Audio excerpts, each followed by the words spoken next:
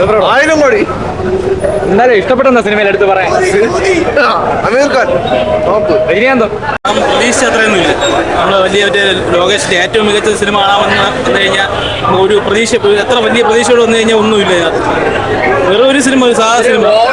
ഇത്രയും പ്രതീക്ഷകളുണ്ട് ഒരു ആവശ്യം ഈ സിനിമയ്ക്ക് ഇല്ല. ഇത് നമുക്ക് അവസാനം വരെ ഒരു തണുത്ത പടക്കം പോലെ പോയിട്ട് അവസാനമായപ്പോഴത്തേക്കും കുറച്ച് മ്യൂസിക്കും ഇതും കൊണ്ട് നമ്മൾ അനിരുദ്ധ് കുറച്ച് പരിപാടി ഒപ്പിച്ചിട്ടുള്ള ഈ സിനിമയ്ക്കകത്ത് ഒന്നുമില്ല. ഇനി നമുക്ക് കൈദി 2 വേണ്ടി നോക്കി ലോകേഷിന്റെ ഒരു മികച്ച സിനിമ കാണണമെങ്കിൽ നമുക്ക് കൈദിയോ വീണ്ടും വിക്രം എടുത്തിട്ട് കാണേണ്ടി വരും. കാരണം ഇത് ഒന്നുമില്ല, ലിയോയിൽ അത്ര പോലും ഇല്ലെന്നാണ് എനിക്ക് പറയാനുള്ളത്. കാരണം ഒരു അവസാനം വരെ നമുക്കൊന്നുമില്ല. ലാസ്റ്റ് മ്യൂസിക് കൊണ്ട് അനിരുദ്ധ് കുറച്ച്, പിന്നെ അമീർ ഖാനെ കൊണ്ടുവന്ന് കോമാളിയാക്കി ഇട്ടിരിക്കുന്നത്. അതിനകത്ത് ലാസ്റ്റ് കുറച്ച് സീനേ ഉള്ളൂ അമീർ ഖാൻ, പക്ഷേ അമീർ ഖാനെ ഒരു കോമാളിയെ പോലെ ആക്കിയിട്ടിരിക്കുന്നത്. പക്ഷേ ഉപേന്ദ്രയ്ക്കാണ് എനിക്ക് തോന്നുന്നത് കുറച്ചെങ്കിലും ഒരു മാസ് ഇമ്പാക്ട് കിട്ടി, അല്ലാതെ വേറെ ആർക്കും ഇതിനകത്ത് വലുതായിട്ടൊന്നും ഇമ്പാക്ട് കിട്ടിയിട്ടുണ്ട്. രജനീകാന്തിന് ഫൈറ്റ് ഉണ്ട്, നിങ്ങൾക്ക് ഫൈറ്റ് കാണുന്നു, നല്ല ഫൈറ്റ് കാണുന്നു, ഫൈറ്റ് ഉണ്ട്. പക്ഷെ നമുക്ക് ഇമോഷണലി കണക്ട് ആവുന്ന രീതിയിലുള്ളൊരു ഫൈറ്റ് അങ്ങനെയൊന്നും ജയിലർ പോലെയൊന്നും നമുക്ക് കിട്ടൂല. അങ്ങനെ ജയിലറിന്റെ ഒരു 10-1 പോലും ഈ സിനിമയിൽ.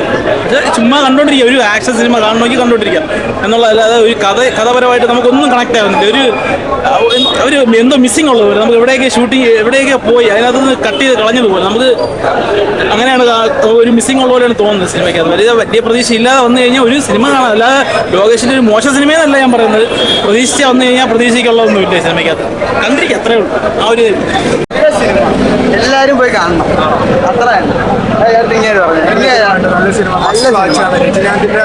Super cinema. അവസാനം കുറച്ചേരം കൂടെ വരണമായിരുന്നു. മെയിനായിട്ട് തിയേറ്ററിൽ വന്ന് അടിപൊളി. ഇവിടെ ഡാൻസ്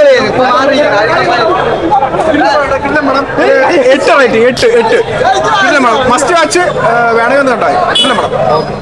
ഒന്നുമില്ല. പക്ഷേ അമീർ ഖാൻ പുള്ളി വെറുതെ വരുന്നേ, കഥയൊന്നും ഇല്ല, ചുമ്മാ വന്ന് ക്യാമിയോ വന്ന് പോവാന്ന് മാത്രമേ ഉള്ളൂ. ആ ഇമ്പാക്ട് ഒന്നും ഇല്ല. വിക്രത്തിന്റെ അത്രയും ലെവലൊന്നും ഇല്ല. പ്ലെയിൻ പടം. അതന്നെ, കുറച്ച് പ്ലെയിൻ ആയി പോയി. ഭയങ്കര ഒരു ഹൈ മൊമെന്റ്സ് അങ്ങനെയൊന്നും ഇല്ലായിരുന്നു. പിന്നെ അമീർ ഖാന്റെ ക്യാമിയോ ഒക്കെ കുഴപ്പമില്ലായിരുന്നു, പക്ഷേ ഒരു ഭയങ്കര ഇമ്പാക്ട് ഉണ്ടാക്കാനൊന്നും പറ്റിയില്ല.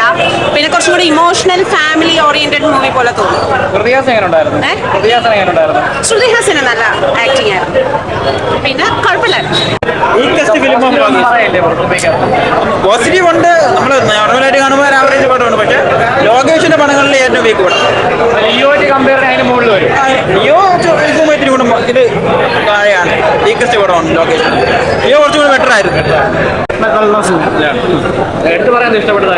രജനീകാന്തിന്റെ പഴയകാലം ഓൾഡ് സ്റ്റോറി കാണിക്കുന്നുണ്ട്, അതിൽ ലുക്കും കാര്യങ്ങളൊക്കെ നൈസായിട്ടുണ്ട്.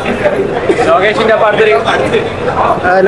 പടത്തിൽ രജനി വരുന്ന സമയത്ത് രജനീകാന്തിന്റെ ആ ഒരു പണ്ടത്തെ ആ സാധനമൊന്നുമില്ല, എന്നാലും ലോകേഷിന്റെ രീതിയിൽ രജനിയെ പ്രസന്റ് ചെയ്തിട്ടുണ്ട്. ഒരു ആവറേജ്. പ്രതീക്ഷ കൂടിപ്പോയോണ്ടാണോ എന്ന് വെച്ചാൽ ആയിരിക്കും. ഒരു ലോകേഷ് കനകരാജ് എടുത്ത ജയിലർ, അതാണ് പടം. ജയിലറിന്റെ അത്ര ഇമ്പാക്ട് ഉണ്ടോന്ന് വെച്ചാൽ കുറെ മാസ് സീൻസ് ഉണ്ട്. അതുപോലെ ഏകദേശം അതേ ടെംപ്ലേറ്റിൽ അതേപോലെ ഒരു യൂഷ്വൽ റിവെഞ്ച് സ്റ്റോറിയിൽ പറഞ്ഞ പടം. കുറച്ച് മാസ് സീൻസ്, എലിവേഷൻ സീൻസ്, പിന്നെ ജയിലറിലെ പോലെ ക്യാമിയോസ് അത് പറഞ്ഞത് അത് തന്നെ. സൗബിൻ കൊള്ളാം, നാഗാർജുന നൈസാണ്. നാഗാർജുന സ്വാഗ്, പിന്നെ രജനീകാന്ത് കൊള്ളാം, അമീർ ഖാൻ, ഉപേന്ദ്ര, വേറെ സീൻസൊക്കെ കൊള്ളാം.